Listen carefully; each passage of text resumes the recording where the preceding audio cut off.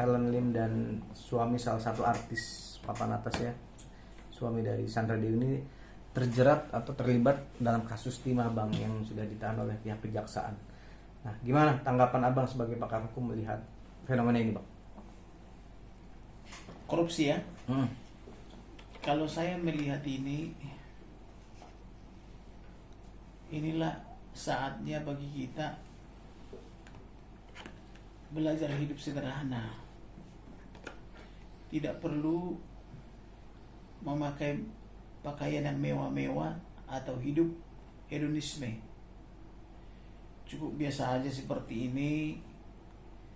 Kayak baju saya ini produksi Horas For You gitu ya. Produksi lokal ya. Rapi gitu. Harganya murah.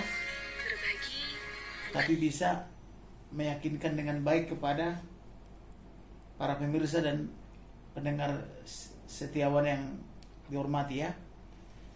Jadi tidak perlu kita hidup mewah, apalagi misalnya untuk memperbaiki diri harus memakai uang yang lebih.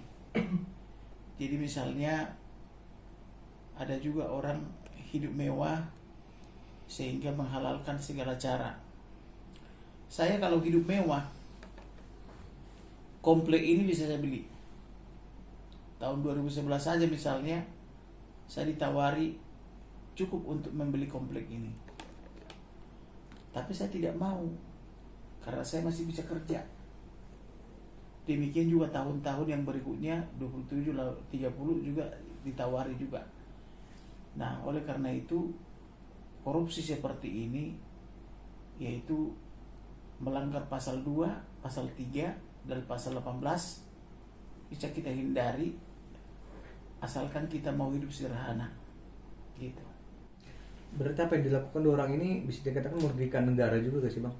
Ya jelas merugikan negara, karena katanya kan saya baca di koran itu 271 triliun. Kalau 271 triliun itu kan sudah luar biasa kerugiannya, itu dari sekedar yang diketahui oleh Jaksa Agung aja dari timah ya. Belum yang tidak ketahuan kan begitu. Dari daerah-daerah lainnya kan gitu.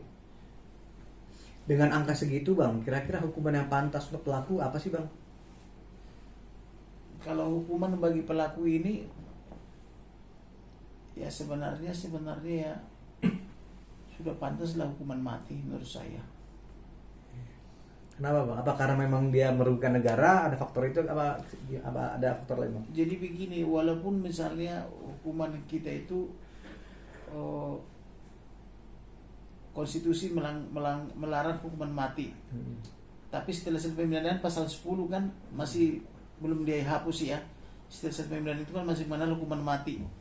Pidana penjara, pidana hukuman mati gitu ya, tambah pidana-pidana lainnya kan gitu.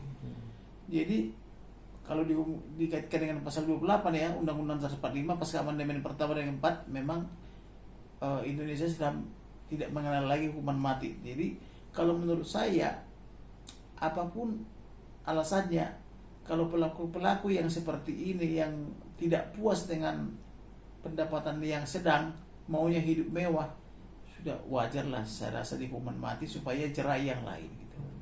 Bang, perlu dimiskinkan juga nggak sih, Bang, melihat artinya hidupnya yang sekarang mewah-mewah tapi ternyata dengan uang yang tidak hasil dengan baik itu, Bang, dengan benar. Nah itulah tadi, satu kan hukuman mati atau dimiskinkan.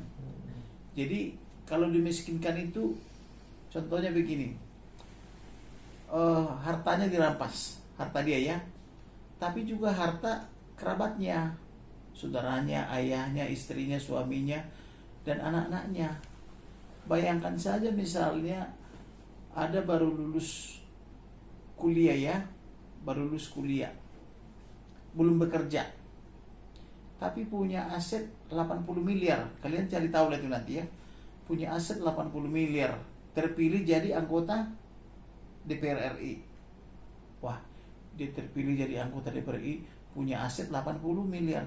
Saya aja sudah bekerja berpuluh-puluh tahun karena memberikan layanan yang gratis-gratis juga kepada masyarakat, ditambah dengan yang berbayar ya.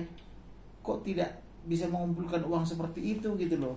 Kok ini belum bekerja sudah punya uang seperti itu? Tahu-tahu ayahnya mengatakan itu kan hibah, pemberian orang kan. Itulah kita tidak pernah jujur menyikapi bangsa dan negara ini. Kok bisa anak orang itu dikasih hibah? Kenapa kita abang gak dikasih hibah gitu loh.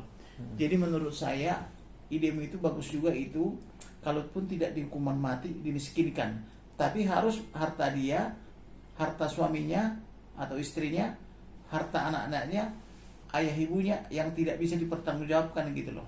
Dan kemudian dia dipekerjakan di jadi pekerja sosial, misalnya membersihkan taman, membersihkan apa namanya itu slogan-slogan yang apa itu macam-macam lah itu, yang membersihkan got gitu ya, dan dia diberikan upah UMR walaupun dia narapidana gitu.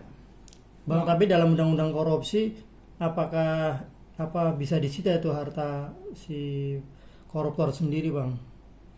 Sebenarnya undang-undang korupsi kita cukup bagus, tetapi pelaksanaannya tidak bagus karena bolak-balik ditentang oleh partai yang di DPR sana. Seperti undang-undang KPK itu kan bolak-balik dikatakan tidak bagus, sehingga sekarang kita lihat KPK menjadi mandul, jadi dilemahkan gitu. Jadi KPK tidak ada lagi nyaringnya kalau kita lihat akhir-akhir ini, sehingga jaksa lah yang lebih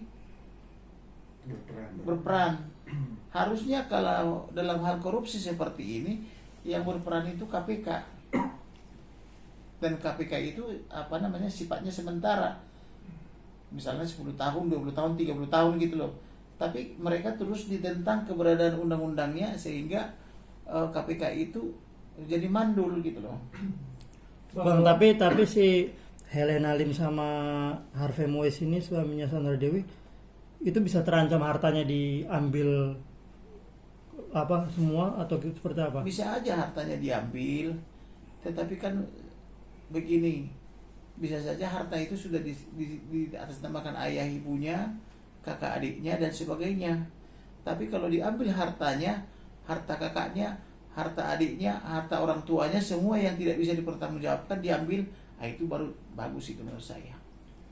Bang, dalam kasus korupsi yang suami Sandra Dewi Aksan ini, nantinya ketika diperiksa bisa ikut keterlibatan nggak sih si Sandra Dewi ini sebagai istrinya? Bisa nggak, Bang? Ya, bisa karena kalaupun misalnya apa namanya itu istrinya tidak tahu, apakah harta itu dia tahu?